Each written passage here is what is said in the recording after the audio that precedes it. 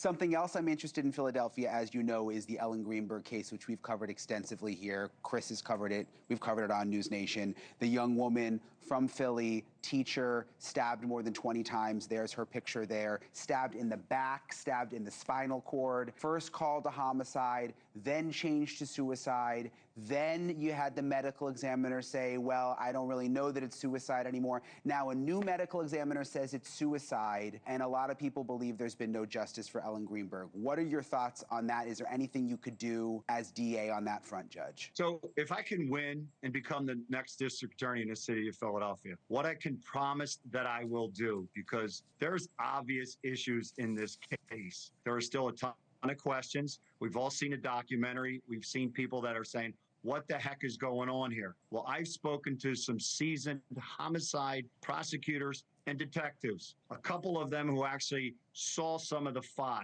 And based off of all that, if I win, I am going to sit down and do a thorough review. I want to bring in Ellen Greenberg's parents now, Sandee and Josh Greenberg. Sandee, I want to ask you your reaction to Judge Dugan saying if he's elected, he would take a look at the case and then decide whether to reinvestigate. I mean, that's not something that I've heard from very many people in Philly. Music to our ears, from his mouth to God's ears. Larry Krasner was our personal attorney, and then when he ran for office, he had a conflict of interest. But what he's not telling everyone is he had more than a conflict of interest, because he never returned our personal file that he withheld. And he did a lot of other very disingenuous, unprofessional, unethical things.